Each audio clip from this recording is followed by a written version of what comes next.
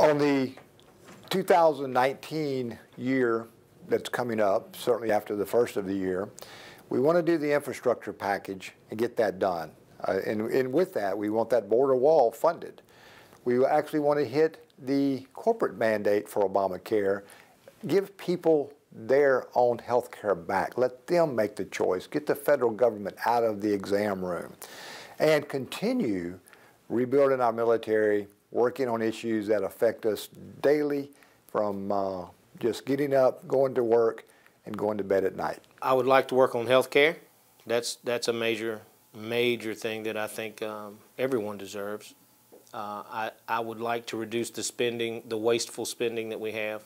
I would like to cut a lot of the, not so much cut, but hold a better accountability. You know, I feel like transparency is one thing, but accountability is something else. You can be as transparent as you want to be, but you still have to be held accountable for, you know, the tax dollars. I mean, this is everybody's money that we're going to be in charge of spending.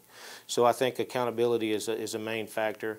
And of course, you know, I'm very concerned about the immigration problem that we have.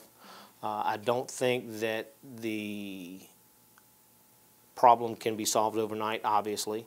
I think that it's going to take a lot of communication, and I think that it's going to take a lot of effort to communicate with them.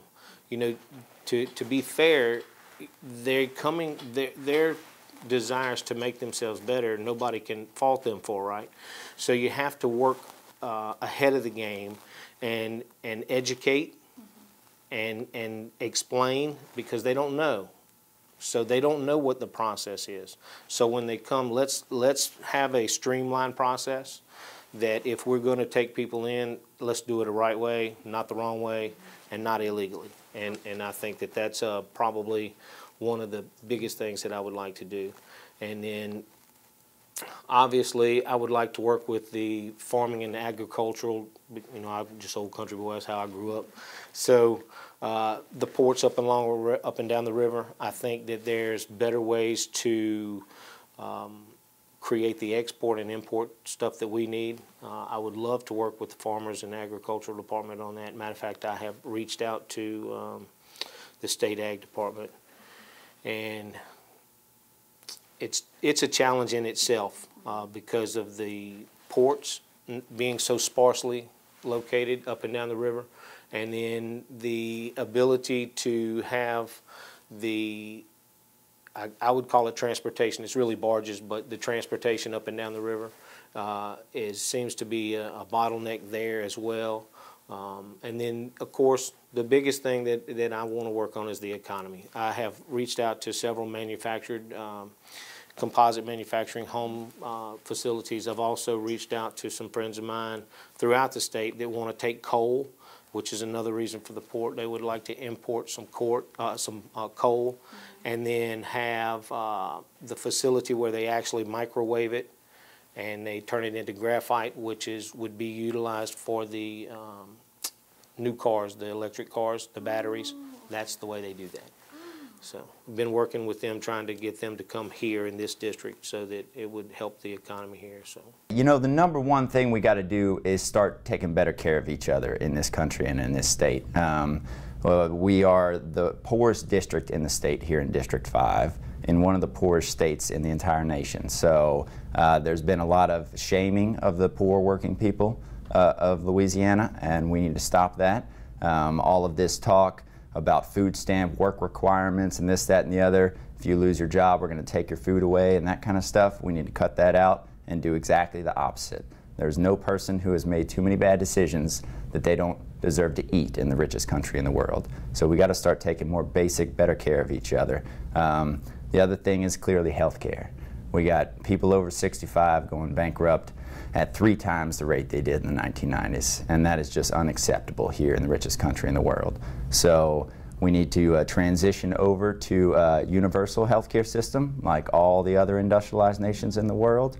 A good way to start with that would be to extend Medicare to anyone over 50, allow them to start buying into the program. It's an incredibly popular program for those that do have it. and you'll see how well that works, and then we can start grandfathering in the rest of the society. The third one, we got to increase the minimum wage. People are still working out here in this state at $7.25 an hour, and a lot of people don't even know that that's the minimum wage, that it's that low. But you basically can't buy a stick of gum on $7.25 an hour, and so you got two parents a lot of times working full-time. Their kids hardly ever get to see them, and they're still living in poverty. So we need to increase that at least to $12 an hour, if not double it on up to $15. And what I tell people who are reluctant to that idea is that people making the minimum wage, even if it's $14, $15 an hour, are still going to be the poorest members of our society. But at the very least, they'll be able to live lives of dignity and take care of their families without all the background stress of poverty, wondering all the time where their next meal, how they're going to keep the lights on, how they're going to pay the rent at the end of the month. Well, one thing is I want to get an honest politician bill through, which would make it a jailable offense for politicians to lie to the public while running for office or while in office. And we'd get to see which congressmen actually vote for that. So I think that'd be interesting. I would try to, well, as a general rule, I would try to lessen the scope of government every chance I get, because the government, all the government's power comes from the people. It can only give what it first takes. So I'm trying to get it to take less so that you're more free. And so yeah, that's a huge deal. So reducing the federal debt, getting the federal government out of your lives to localized government, and I'm excited about the honest politician bill.